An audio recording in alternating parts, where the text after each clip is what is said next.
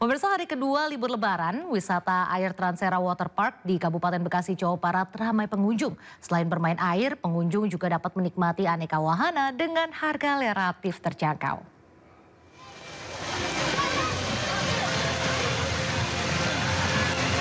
Seperti inilah suasana di lokasi wisata air Transera Waterpark yang berada di kawasan Harapan Indah, Desa Setia Asih, Kecamatan Tarumajaya, Kabupaten Bekasi, Jawa Barat. Pengunjung yang mayoritas warga Jabodetabek datang memanfaatkan waktu libur bersama keluarga. Di lahan seluas 6 hektar lebih ini, para pengunjung menikmati wisata air di area wahana yang sudah disediakan, seperti seluncur air, wahana ombak, tangga loma rainbow, dan masih banyak lagi. Meskipun diguyur hujan, lokasi wahana air Transera semakin ramai oleh para pengunjung yang datang. Saya juga dari Depok, karena di Depok udah terlalu sering saya ke sana ya, jadi mau coba hal yang baru lagi. Ada apa aja di sana, Pak? Di sini. Wisata airnya? Di sini ada kolam anak yang cukup lumayan besar, ada kolam arus, ada kolam ombaknya juga. Banyak di sini kolam wisata airnya yang beragam. Libur Lebaran hari kedua plus Lebaran ini mengalami kenaikan. Kita pengunjung hari ini sampai 2.000 pengunjung. Alhamdulillah, di luar dugaan tadi pagi hujan, yang berangsur-angsur rame. Sampai hari ini, siang ini kita pengunjung sudah senang dengan bahagia, mereka berenang dengan keluarga, sangat senang sekali di Transera Waterpark. Harga tiket masuk ke wahana air Transera Waterpark ini mulai dari Rp80.000 hingga Rp125.000. Dari Kabupaten Bekasi, Jawa Barat, Ahmad Jauhari Lutfi, iNews melaporkan. Pemirsa, sebuah ambulans desa nekat terobos kemacetan dengan menyalakan sirine. Ambulans yang diperhentikan polisi ini ternyata tidak membawa pasien, melainkan membawa penumpang yang diduga wisatawan. Satu KR ambulans yang tidak membawa pasien, namun rotator dan sirine dinyalakan. Ambulans ini diberhentikan petugas kepolisian di gerbang Tol Parungkuda, Kabupaten Sukabumi karena berupaya menerobos kemacetan dengan menyalakan sirinenya. Eits, bukan tanpa alasan. Meskipun menyalakan sirine, namun ternyata ambulans ini tidak sedang mengangkut pasien. Malahan mengangkut sejumlah orang yang diduga hendak liburan. Waduh. Diberi arahan dan... Nah, ketika ditanyai petugas sih, dalihnya mau menjenguk keluarganya yang dirawat di rumah sakit. Tapi tetap aja salah ya, karena peruntukan ambulans kan untuk orang yang sakit atau dalam keadaan darurat. Memuat barang atau orang yang tidak atau bukan haknya. Itu kan ambulan untuk yang sakit atau yang emergensi lainnya, dipakai untuk nengok atau dipakai keluarga. Maka untuk tindakannya kami dikembalikan aja. Emang sih di pekan Lebaran ruas-ruas jalan ini padat dengan kendaraan yang menuju ke tempat wisata. Tapi ingat ya, jangan sampai kita menyalahi aturan. Kan baru juga maaf-maafan. Dari Sukabumi, Jawa Barat, Budi Setiawan, iNews melaporkan. Polisi memberhentikan dan menegur pengemudi mobil pickup yang mengangkut penumpang untuk menuju lokasi wisata. Sebelumnya, polisi melarang mobil pickup digunakan untuk mengangkut orang.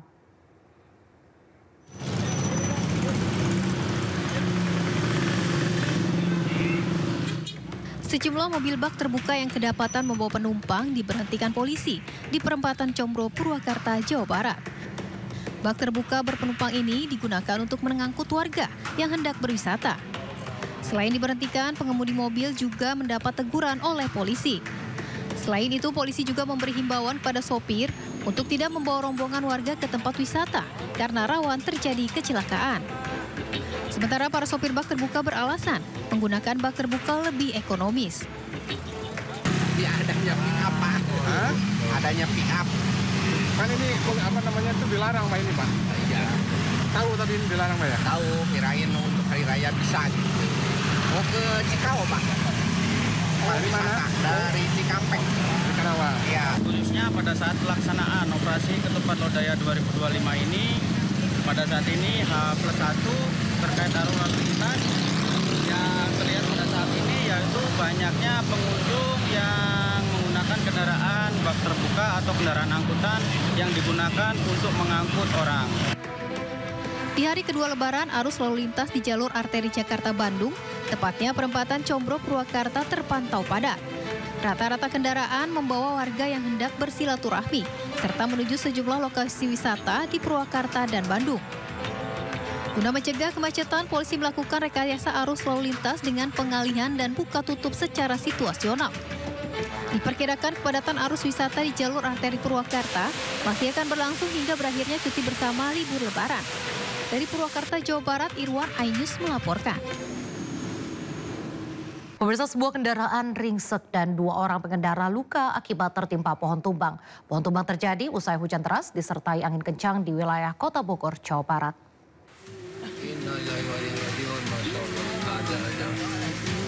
Mobil saya ketimpa pohon, pas banget. Sejumlah orang terjebak di dalam mobil yang mereka tumpangi akibat kendaraan yang ditumpanginya tertimpa pohon tumbang setinggi 15 meter. Peristiwa terjadi di Jalan Juanda, Kota Bogor, Jawa Barat usai terjadi hujan lebat yang disertai angin kencang. Para penumpang mobil yang terjebak akhirnya berhasil dievakuasi oleh petugas. Selain menyebabkan rusaknya mobil tersebut, 2 gerobak pedagang dan 2 sepeda motor yang tengah melintas juga ringsek akibat tertimpa pohon. 2 orang pengendara mengalami luka, sementara 1 diantaranya harus dilarikan ke rumah sakit untuk mendapatkan penanganan medis lantaran menderita luka serius. Ya, sebelum kejadian angin dulu, belum hujan Pak ya. Angin kedua, langsung kejadian Pak. Saya posisi lagi dagang, sempat melariin diri sana Pak. Iya, ya gitulah kejadian. Korban motor sama itu ya, mobil dikelilingi oleh pohon beringin berdiameter sekitar 1 meter, tinggi hampir sekitar 15 meter. Tumbang ke arah jalan SSA yang menimpa satu kendaraan minibus Chevrolet warga Jakarta. Peristiwa pohon tumbang membuat arus lalu lintas menuju Jalan Juanda dialihkan ke akses jalan lainnya. Dari Bogor, Jawa Barat, Andi Firmansyah, iNews melaporkan.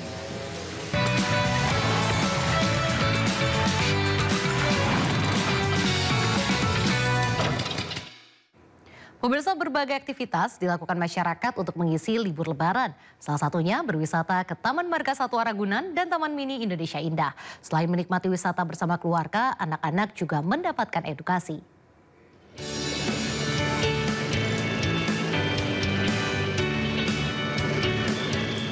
Lebaran di hari kedua, banyak warga yang mengunjungi tempat-tempat wisata seperti Taman Marga Satwa Ragunan.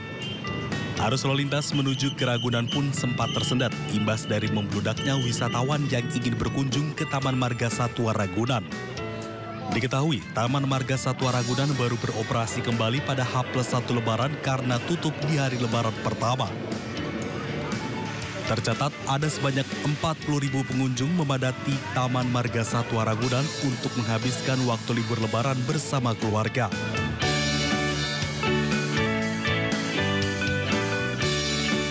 Sementara di kawasan Taman Mini Indonesia Indah, Jakarta Timur semakin ramai dipadati wisatawan. Ribuan kendaraan baik mobil dan motor antre memasuki area parkir TMII. Anjungan atau rumah adat, kereta gantung, hingga Museum Indonesia masih menjadi favorit warga. Selama libur Lebaran, TMII menyajikan atraksi budaya diantaranya fragmen Ramayana, tari kecak, lompat batu nias, dan reok Ponorogo. Pengunjung Taman Mini tidak hanya dari Jakarta, melainkan dari luar daerah, bahkan mancanegara. Bercuti di Jakarta, Indonesia pada Hari Raya Aidilfitri tahun ini, tak pernah saya buat. Ini experience saya yang pertama. Oke, ya. Dari mana Pak? Dari Kuala Lumpur. Kenapa memutuskan di Taman Mini? Taman Mini salah satu daripada tempat wisata yang terbaik di Indonesia. Jadi sebab itu saya datang sini bersama keluarga. Jadi saya lihat ramai orang hari ini, hari liburan hari ini. Jadi saya cukup berbangga berada di Jakarta bagi menghabiskan cuti saya, wisata saya di sini. Tim Liputan iNews melaporkan. Pemirsa, Taman Marga Satwa Ragunan menjadi pilihan favorit warga untuk mengisi libur lebaran. Harga tiket yang terjangkau, pepohonan yang teduh, serta koleksi satwa yang lengkap. Wisata di Kebun Binatang Ragunan tidak bisa dilewatkan saat liburan. Dan Rian Rahman akan mengajak Anda untuk mengetahui seperti apa suasana liburan di Taman Marga Satwa Ragunan. Ya Rian, seperti apa situasi liburan di sana saat ini?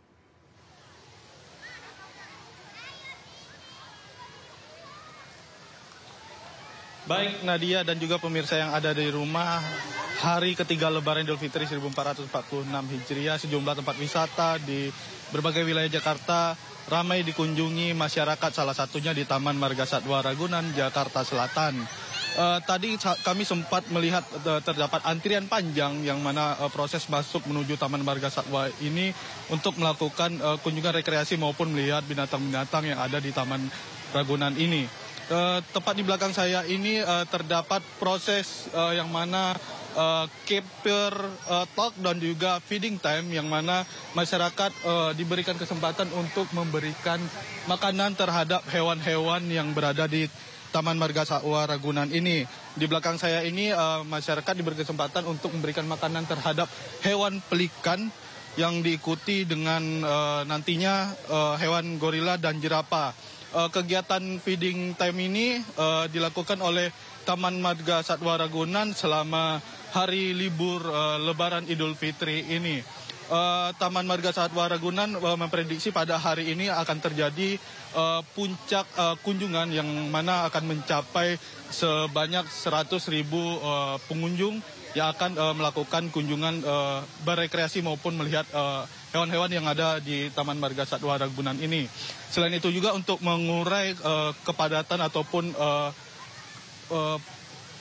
kepadatan para pengunjung, pihak Taman Marga Satwa Ragunan juga telah menyediakan sebanyak 20 titik parkir yang mana akan bisa menampung sebanyak 26.000 kendaraan roda 2 maupun roda 4. Kami juga mengajak agar para pengunjung untuk menjaga barang bawaannya agar tidak terjadi hal-hal yang tidak diinginkan, mengingat hari ini merupakan puncak dari kunjungan para pengunjung di Taman Marga Satwa Ragunan ini. Kembali ke Anda, Nadia. Terima kasih Rian Rahman melaporkan langsung dari Taman Marga Satwa Ragunan, Jakarta. Selamat bertugas kembali, sehat selalu. Dan bagaimana situasi lalu lintas pada tanjakan Gentong Tasikmalaya siang ini? Sudah ada rekan Irfan Hardiansyah. Selamat siang Irfan, bagaimana situasi lalu lintas di tempat Anda melaporkan? Ya baik, terima kasih Nadia dan juga pemirsa, dapat kami sampaikan bahwa untuk situasi terkini di tempat kami melaporkan, yakni di Jalan Raya Lingkar Gentong Tasikmalaya Jawa Barat, terpantau sudah mulai ada peningkatan kendaraan yang dari arah Tasikmalaya menuju ke arah Garut dan juga Bandung. Dan tadi sempat terjadi kepadatan ataupun kemacetan di tempat kami melaporkan, yang mana ini akibat lalu lintas yang berada di Tanjakan Gentong, karena seperti kita ketahui bahwa untuk jalur selatan khususnya di jalur Gentong ini banyak sekali tanjakan jika memang dari arah Tasik menuju ke arah Garut dan juga Bandung, dan tentunya ini banyak sekali kendaraan yang bermuatan besar sehingga menjadi melambat dalam melakukan perjalanan di tanjakan, dan tentunya ini juga menjadi salah satu akibat ataupun menjadi penyebab kemacetan yang terjadi di Tanjakan Gentong, Tasikmalaya, Jawa Barat. Dan selain itu, seperti halnya di Malangbong, ini ada banyak sekali yang menjadi trouble spot untuk jalur selatan, di mana untuk Malangbong ini ada Simpang 3 Malangbong, kemudian juga Pasar Lewo, dan satu lagi di Pasar Bandrek. Ini menjadi salah 3 yang menjadi titik rawan kemacetan. Dan tentunya untuk di H+2 Lebaran ini sudah mulai terlihat adanya peningkatan kendaraan yang mulai melakukan perjalanan arus balik, yang mana ini berasal dari wilayah Tasik, Jawa Barat dan juga Jawa Tengah. Dan tentunya untuk puncak arus balik yang terjadi di Lingkar Gentong ini diprediksi oleh pihak kepolisian akan terjadi pada tanggal 6, 7 dan juga 8 April 2025. Sementara itu untuk data yang kami peroleh bahwa kendaraan yang sudah melintas di Lingkar Gentong sendiri hingga H+1 Lebaran ini sudah mencapai lebih dari 80.000 kendaraan. Dan untuk kendaraan yang mendominasi yang melewati di jalur Gentong ini masih didominasi oleh kendaraan pribadi roda 4 kemudian juga roda 2. Dan tentunya kendaraan bus antar kota dan provinsi juga ini masih lalu lalang di tempat kami melaporkan saat ini. Dan kami juga menghimbau kepada Anda pemirsa jika nantinya melewati atau melintasi jalur Gentong ini untuk tetap waspada dikarenakan untuk jalur Gentong sendiri ini banyak sekali jalanan yang nanjak kemudian juga berkelok sehingga pihak kepolisian juga menghimbau agar tetap berhati-hati dan fokus dalam berkendara, kemudian pastikan juga kendaraan Anda layak jalan. Nadia. Baik, terima kasih rekan Irfan Hardiansyah melaporkan langsung dari Tanjakan Gentong, Tasikmalaya, Jawa Barat. Selamat bertugas kembali, sehat selalu. Pemirsa, saatnya kita simak pantauan arus lalu lintas yang ini di kawasan wisata lainnya. Dan kami telah terhubung dengan Brigadir Audi dari NTMC Polri yang kini berada di kawasan Ledeng, Bandung. Ya, Brigadir Audi, bagaimana pantauan arus lalu lintas dari tempat Anda melaporkan? Ya baik, terima kasih Nadia dan selamat pagi pemirsa. Saat ini saya tepat berada di titik Terminal Ledeng, Bandung, Jawa Barat. Kondisi arus kendaraan hari kedua Lebaran 2025 saat ini dalam situasi ramai cenderung tersendat. Ya, dengan dominasi kendaraan berplat lokal dan juga berplat luar Jawa Barat yang akan menuju ke tempat titik wisata di kawasan Lembang, Bandung, Jawa Barat. Ya, untuk situasi arus lalu lintas dari Jalan Raya Lembang yang akan menuju ke arah Setiabudi dalam kondisi ramai cenderung tersendat dan sesekali terjadi pelambatan kecepatan di simpang Termi 3 Ledeng ini. Baik yang akan menuju ke arah bawah ataupun ke arah atas. Dan dari area Setiabudi yang akan menuju Lembang juga dalam situasi ramai cenderung tersendat, namun tetap antisipasi sesekali mengalami ketersendatan dikarenakan keluar masuknya kendaraan dari tempat wisata di kawasan Lembang karena hanya terdapat satu lajur baik yang akan menuju atas maupun yang akan menuju ke arah bawah. Selanjutnya dari Sersan Bajuri dan Sukajadi yang akan mengarah ke Setiabudi dalam kondisi relatif lancar, namun tetap antisipasi adanya aktivitas pejalan kaki yang sering berlalu lalang dan keluar masuk kendaraan dari pusat perbelanjaan maupun keluar masuk kendaraan dari Terminal Ledeng. Dan untuk kondisi terkini dari Jalan Pasupati yang akan menuju ke Cipaganti dalam situasi ramai lancar, antrian kendaraan hanya mengalami pelambatan kecepatan menjelang traffic light dan selepasnya kembali normal. Dan jika terjadi kepadatan yang cukup signifikan di kawasan Jalan Raya Lembang, maka akan mendapat pengaturan lalu lintas sesuai dengan diskresi kepolisian yang bersifat situasional. Seperti akan diadakannya one way dari arah Lembang menuju Bandung maupun dari arah sebaliknya. Yang kami informasikan kembali berdasarkan data IRSMS Korlantas Polri, angka kecelakaan lalu lintas di seluruh Indonesia selama 1 kali 24 jam terjadi 184 kasus laka lantas dengan rincian 28 meninggal dunia, 41 luka berat dan 239 luka ringan. Dari 184 kasus laka lantas tersebut, 57% terjadi pada waktu siang hari dari pukul 6 pagi sampai dengan pukul 6 sore waktu Indonesia bagian Barat. Ya, untuk itu diimbau kepada para peserta lalu lintas agar selalu fokus dalam berkendara. Jika merasa lelah silakan gunakan pos-pos pelayanan terpadu di jalur mudik yang sudah tersedia. Dan pemudik yang hendak kembali ke perantauan, kami himbau kembali melakukan pengecekan kendaraan. Selain itu juga harus kembali memetakan jalur yang akan ditempuh untuk balik, karena tidak tertutup kemungkinan akan ada lagi rekayasa lalu lintas. Dan bagi Anda yang ingin mendapatkan informasi arus lalu lintas selengkapnya, Anda dapat menghubungi call center kami di 1500669 atau melalui SMS center di 9119. Mudik aman, keluarga nyaman. Sekian Brigadir Audi melaporkan langsung dari kawasan Terminal Ledeng, Bandung, Jawa Barat. Kita kembali ke studio. Silakan Nadia. Terima kasih Brigadir Audi melaporkan langsung dari kawasan Ledeng, Bandung, Jawa Barat. Selamat bertugas kembali. Salam presisi.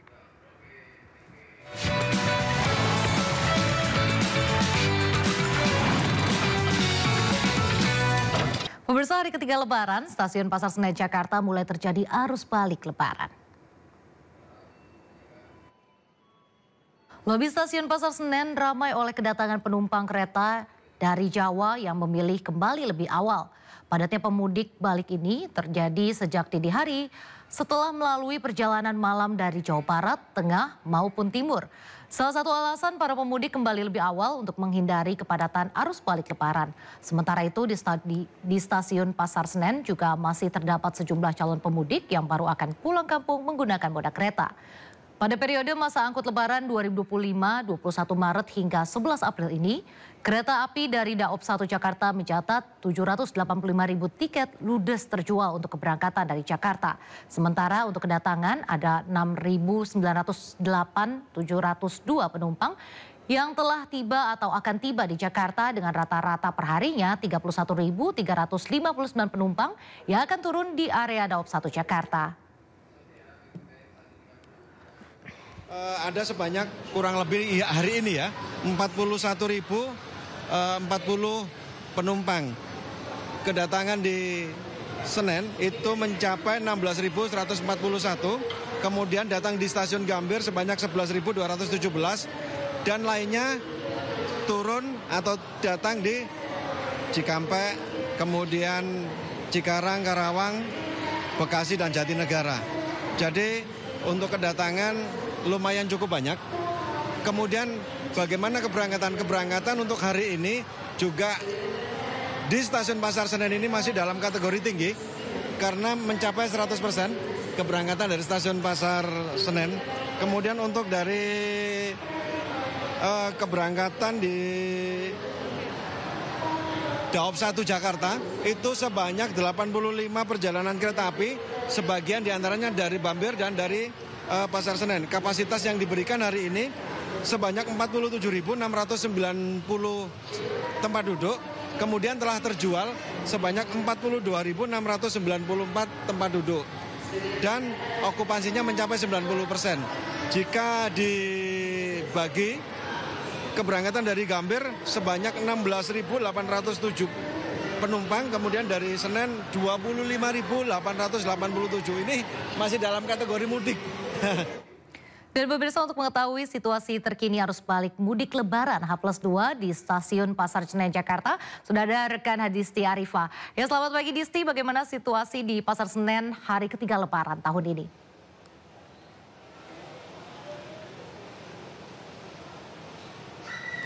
Iya, selamat pagi Nadia dan juga pemirsa. Situasi di stasiun Pasar Senen Jakarta pada hari ketiga Lebaran atau H+2 Lebaran ini terpantau ramai, di mana ini ramai dipadati mayoritas oleh aktivitas calon penumpang yang akan berangkat ataupun juga yang tiba di stasiun Senen Jakarta. Nah, pada H+2 Lebaran ini memang sudah terasa, sudah terlihat arus balik, di mana ada sekitar 41.000 penumpang dari sejumlah wilayah yang dijadwalkan tiba pada PT KAI Daop 1 Jakarta. Baik itu yang turun di stasiun Senen Jakarta ataupun juga yang turun di stasiun Gambir. Ada sekitar 16.000 penumpang yang turun di stasiun Senen Jakarta pada hari ini dan 11.000 penumpang yang turun di stasiun Gambir. Sisanya memilih turun pada stasiun-stasiun lainnya seperti stasiun Cikarang, Cikampek dan juga stasiun Bekasi. Nah, meskipun sudah pasca Lebaran, namun minat masyarakat Jakarta dan sekitarnya untuk melakukan mudik ini masih juga terasa. Bahkan untuk angkanya juga ini masih tergolong tinggi, di mana untuk Daop 1 Jakarta ini masih memberangkatkan atau menjadwalkan keberangkatan penumpang kurang lebih ada 42.000 penumpang hari ini yang akan berangkat dari Daop 1 Jakarta menuju ke sejumlah wilayah atau daerah. Artinya memang di pasca Lebaran pun aktivitas mudik ini masih cukup tinggi, masih tergolong tinggi. Artinya minat masyarakat yang melakukan perjalanan mudik. Dan memang dari PT KAI Daop 1 Jakarta pada periode masa angkut Lebaran yang tercatat sejak dari 21 Maret lalu hingga 11 April nanti, KAI Daop 1 Jakarta ini sudah menjual sebanyak lebih dari 785.000 tiket dari total ketersediaan atau sudah menjual sebanyak 75% dari total ketersediaan. Sehingga ini bagi Anda masyarakat yang masih ingin melakukan perjalanan mudik dari Daop 1 Jakarta hingga 11 April nanti ini masih ada tersisa sebanyak 263.000 tiket lagi. Namun tentunya ini juga tidak bisa dibilang atau dikatakan banyak karena hanya bersisa di 263.000 sehingga tentu ini bisa Anda beli hingga 11 April nanti. Dan kalau untuk keberangkatan juga tadi dihimbau dari PT KAI Daup 1 Jakarta juga agar calon penumpang ini memperhatikan jadwal keberangkatan karena seringkali kendala atau masalah yang masuk dalam laporan Daup 1 Jakarta khususnya stasiun Senen ini adalah soal jadwal keberangkatan yang banyak sekali calon penumpang ini yang terpaksa harus ketinggalan kereta atau justru salah naik kereta ataupun juga keterlambatan begitu ya. Jadi diimbau agar calon penumpang ini untuk memperhatikan jadwal keberangkatan, kemudian juga detail-detail informasi lainnya agar terhindar dari masalah ataupun kendala pada saat keberangkatan. Nadia. Ya baik, terima kasih Disti Arifa melaporkan langsung dari Stasiun Pasar Senen Jakarta. Selamat bertugas kembali, salam sehat.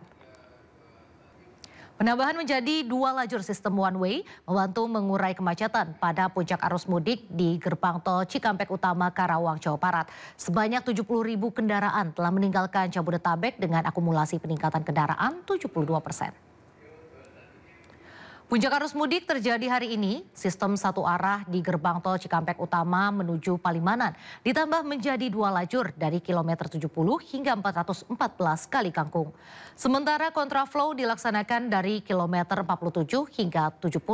Kebijakan ini dilakukan atas hasil pemantauan dan juga diskresi Korlantas Polri bersama Jasa Marga. Saat ini intensitas kendaraan menyentuh angka 6.000 per jam, meningkat 72%. Kendaraan didominasi mobil pribadi nampak mengantri di gerbang tol Jakarta Cikampek menuju Palimanan sejak pagi hari. Antisipasi kemacetan saat arus mudik dari tanggal 27 hingga 30 Maret, Jasa Marga pun menyiapkan 22 gardu tol, 8 lajur, serta 4 mobile reader.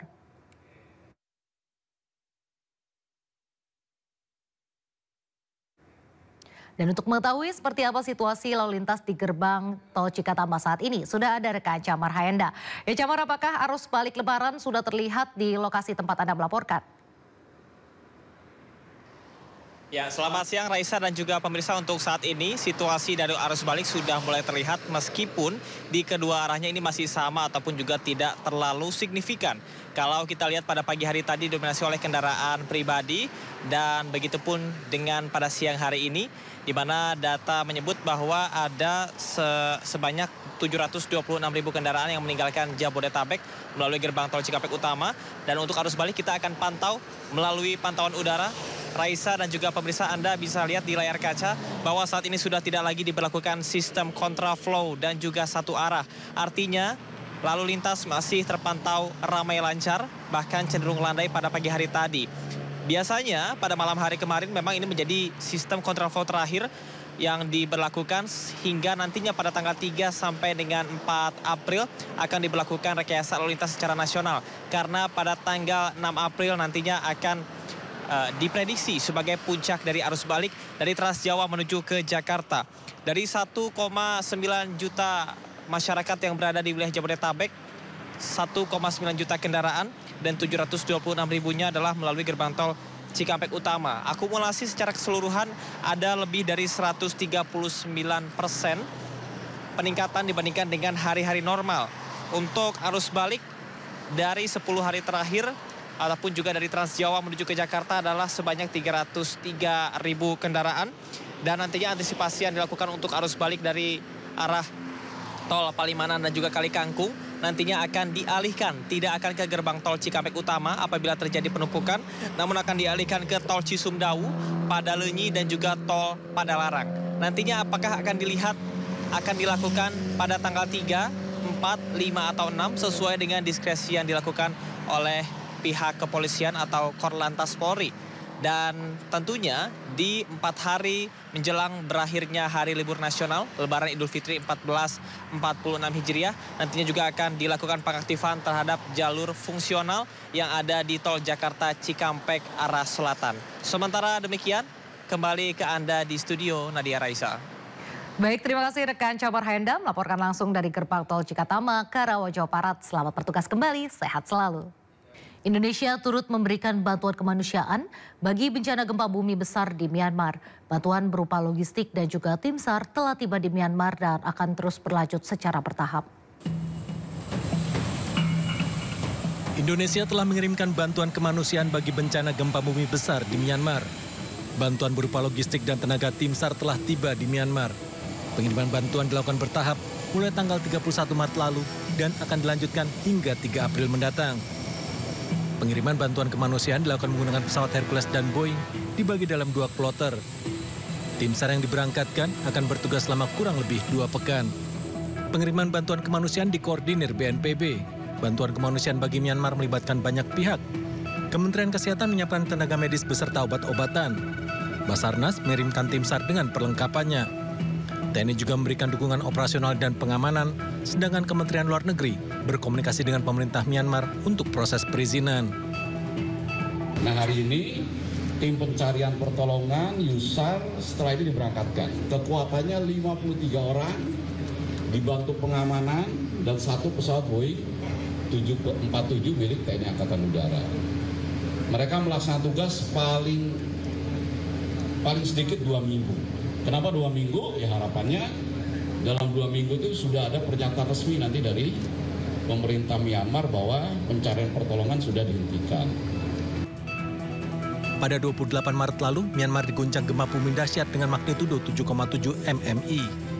Gempa menelan 1.700 korban jiwa, 3.400 korban luka, dan lebih dari 300 orang masih dinyatakan hilang. Tim Liputan melaporkan. Kembali di Sido Siang, pemirsa Lapas Kelas 1 Cipinang Jakarta dipadati ratusan keluarga warga binaan yang datang berkunjung di hari Lebaran. Kegiatan ini dipantau langsung Satgas Pengamanan Lebaran Kementerian Koordinator Politik dan Keamanan guna memastikan pelayanan yang baik bagi pengunjung lapas.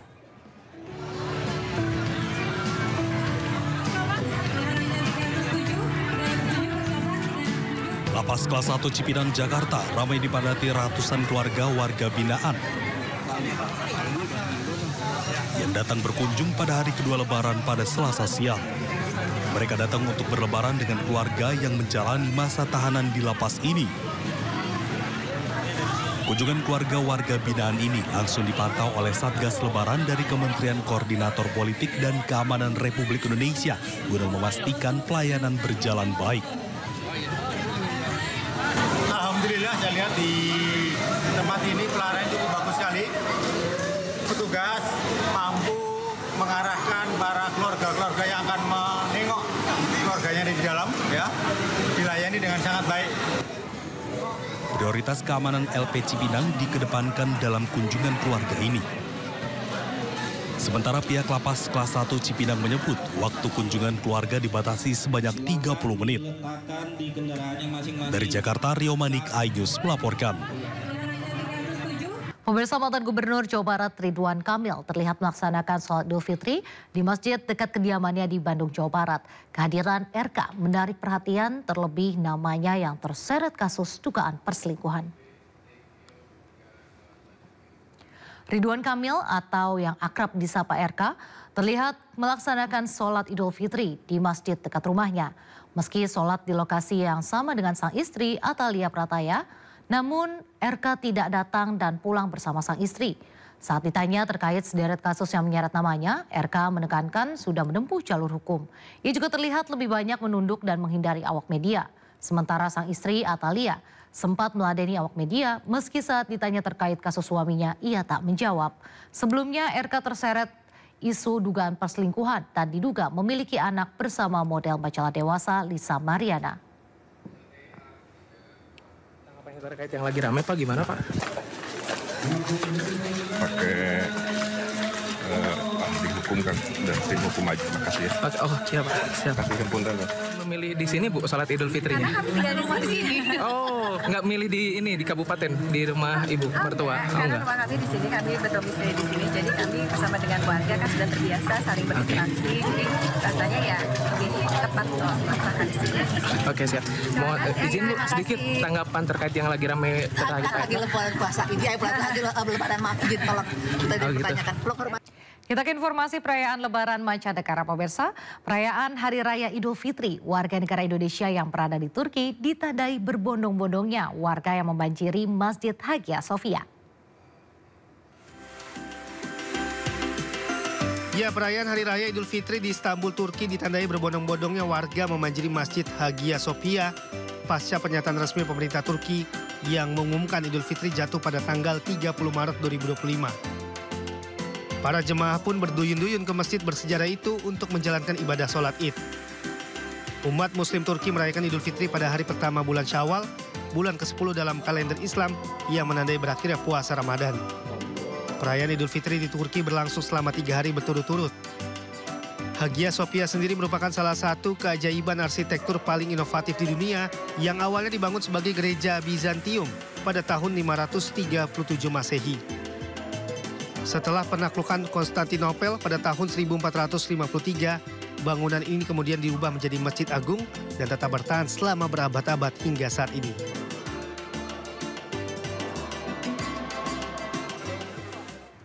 Warga negara Indonesia yang berada di Riyadh, Arab Saudi juga merayakan Lebaran di Kedutaan Besar Republik Indonesia. Selain sholat Id bersama, para WNI juga menikmati makanan khas Indonesia sambil bersilaturahmi.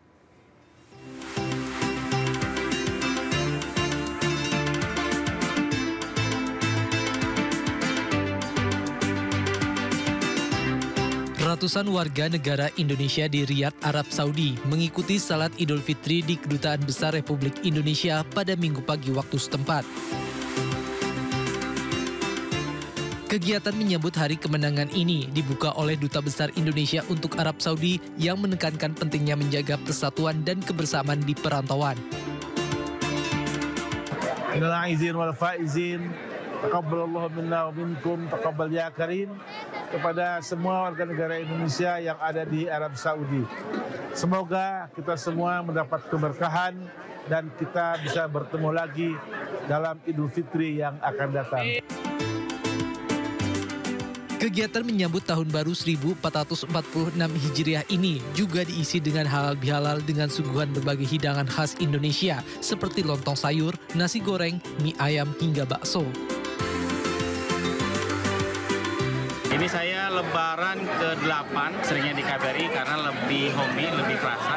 Kita datang, kita sholat Id bareng bersama teman Indonesia. Jadi yang kalau homesick, kalau yang kangen itu kerasa lebih Indonesianya kalau di KBRI. Momen silaturahmi ini pun diharapkan semakin mempererat rasa kekeluargaan di antara lebih dari 1.000 warga negara Indonesia yang berdomisili di berbagai wilayah di Arab Saudi. Kembali di Sido Siang, pemirsa, kabar duka datang dari dunia perfilman Indonesia. Aktor senior Reza Hetapi meninggal dunia dalam usia 68 tahun di RSPAD Jakarta Pusat. Reza Hetapi, aktor yang dikenal lewat berbagai peran ikonik sepanjang karirnya, menghembuskan nafas terakhir pada Selasa malam di Rumah Sakit Pusat Angkatan Darat, Jakarta Pusat. Rencananya almarhum akan dimakamkan pada hari Jumat mendatang menunggu kepulangan salah satu anaknya dari Amerika Serikat. Kondisi kesehatan Ray memang sempat menjadi sorotan publik pada 2023 lalu. Saat itu salah satu putra almarhum yakni Rama Putra Sahetapi mengungkapkan ayahnya mengalami serangan stroke dan harus istirahat total. Ray Sahetapi dikenal sebagai aktor yang berdedikasi dan mencintai Nusantara. Sementara maksud kami semasa hidupnya, Ray Sahetapi sempat berpesan agar dimakamkan di makam keluarga di kampung halamannya di Donggala, Sulawesi Tengah.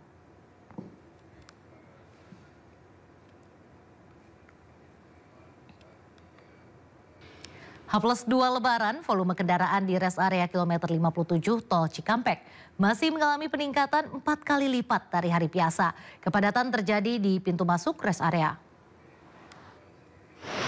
Rest area kilometer 57 selalu menjadi pilihan bagi masyarakat untuk beristirahat sejenak.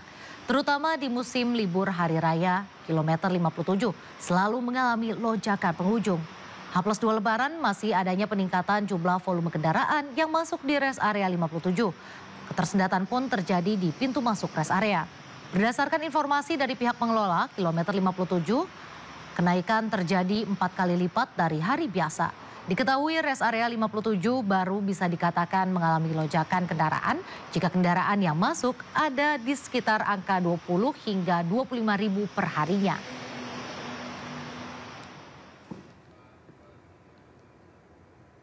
Dan untuk mengetahui situasi terkini di rest area kilometer 57 Karawang, Jawa Barat, kami sudah terhubung dengan rekan jurnalis Aulina Yasha dengan juru kamera Aries Setiawan. Ya, selamat siang Aulina, bagaimana situasi terkini di rest area kilometer 57? Halo siang, Raisa dan juga pemirsa terkait situasi di rest area kilometer 57.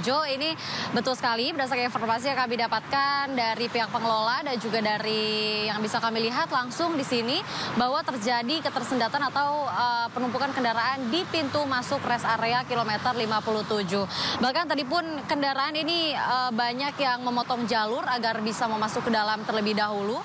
Namun dikarenakan adanya pemotongan jalur dari beberapa kendaraan yang tidak sabar ingin buru-buru masuk ke rest area, ini mengakibatkan terjadinya penumpukan kendaraan yang lebih panjang ke belakangnya.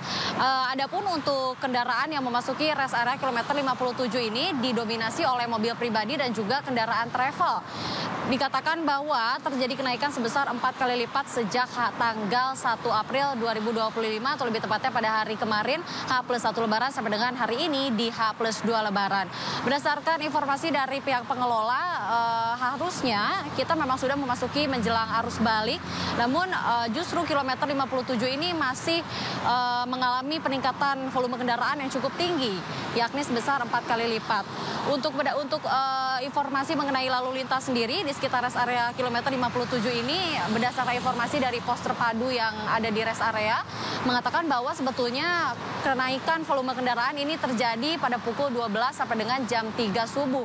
Di mana untuk rata-rata volume kendaraan yang menuju arah Trans Jawa ini ada di sekitar 1.000 sampai dengan 2.000 kendaraan per jamnya. Dan juga untuk kendaraan yang dari arah Trans Jawa menuju Jakarta, ini juga per jamnya ada di sekitar angka 1.000 lebih.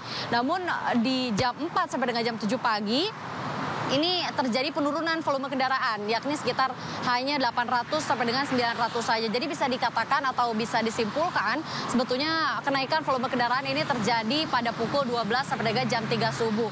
Baik para pemudik yang masih melakukan mudik lebaran maupun para pemudik yang melakukan arus balik. Adapun beberapa pintu gerbang tol dari informasi yang kami dapatkan dari Jasa Marga yang sudah mengalami kenaikan arus balik lebaran ini terlihat di pintu gerbang tol Ciawi yang mengarah Puncak dan juga pintu gerbang tol Cikunir yang mengarah ke MBZ Jakarta. Di mana berdasarkan informasi yang kami dapatkan ada peningkatan sebesar 50% arus balik mengarah ke gerbang tol Ciawi yang mengarah ke Puncak dan juga ada sekitar 137% yang memasuki gerbang tol arah MBZ dari gerbang tol Cikunir. Ini biasanya hanya ada sekitar 5.000 kendaraan, namun saat ini bisa 12.000 kendaraan. Begitupun yang mengarah ke Ciawi, biasanya ini hanya sekitar 30.000 kendaraan, namun saat ini bisa mencapai 38.000 kendaraan. Namun berdasarkan informasi dari pihak Jasa Marga, ini bukan hanya sekedar arus balik, namun ini adalah arus balik wisata. Karena seperti yang kita ketahui di sekitar Ciawi, Jawa Barat, ini banyak sekali wisata, terutama di daerah Puncak dan juga di Jakarta juga ini masih banyak masyarakat yang mungkin setelah bersilaturahmi di rumah, akhirnya mereka memutuskan untuk berlibur mencari tempat wisata di daerah Puncak dan juga di Jakarta. Berdasarkan informasi dari pihak Jasa Marga untuk volume lalu lintas yang mengarah ke gerbang tol Cikatama juga ini masih mengalami peningkatan yang signifikan, yakni sebesar 726.000 kendaraan dari hari H10 sampai dengan hari H kemarin. Ini masih terlihat adanya peningkatan yang signifikan, yakni sebesar 726.000. Jadi bisa dikatakan untuk arus mudik dan arus balik ini sebetulnya masih seimbang volumenya, karena bisa dilihat dari rata-rata per jamnya kendaraan yang melewati ruas tol, yakni hampir sama di sekitar 1.000 dan juga 2.000 baik yang mengarah Trans Jawa maupun yang mengarah ke Jakarta. Dan bagi Anda juga ada informasi tambahan ini mengenai tol Japek 2. Ini adalah salah satu tol yang baru saja difungsikan per hari ini tanggal 2 April bagi Anda yang akan melakukan arus balik terutama dari arah Kota Bandung, Jawa Barat yang akan menuju Jakarta. Jika adanya ketersendatan di kilometer 66, karena ini biasanya di kilometer 66 ini ada pertemuan antara kendaraan yang dari arah Cipali dan juga kendaraan yang dari arah Kota Bandung, Jawa Barat atau dari tol Cipularang. Nah, bagi Anda jika menghindari kemacetan yang panjang, Anda bisa melalui tol Japek 2 yang baru saja dibuka hari ini, di mana nantinya untuk jalurnya ini Anda masuk dari tol Cipularang menuju arah tol Sadang dan nantinya akan keluar di tol Cibatu. Adapun untuk tarif tol juga ini masih dalam kondisi gratis karena ini baru dibuka per hari ini. Jadi bagi Anda yang dari arah Kota Bandung mau menuju Jakarta bisa untuk mencoba rute tol Japek 2 ini. Kembali ke Anda, Nadia, Raisa. Ya, Olina, lalu bagaimana dengan fasilitas kesehatan yang disiapkan di rest area kilometer 57? Apa yang telah disiapkan untuk pengemudi yang kelelahan mungkin? Ya, berdasarkan informasi yang kami dapatkan dari pengelola pihak rest area kilometer 57, ini sejak arus mudik lebaran pertanggal 24 sampai dengan 31 Maret kemarin juga jika ada terjadinya lonjakan volume kendaraan yang memasuki rest area kilometer 57 ini nantinya ada sistem 30 menit di waktu bagi kendaraan, jadi hanya bisa dalam satu kendaraan ini hanya bisa dalam waktu 30 menit, tidak boleh lebih dari itu.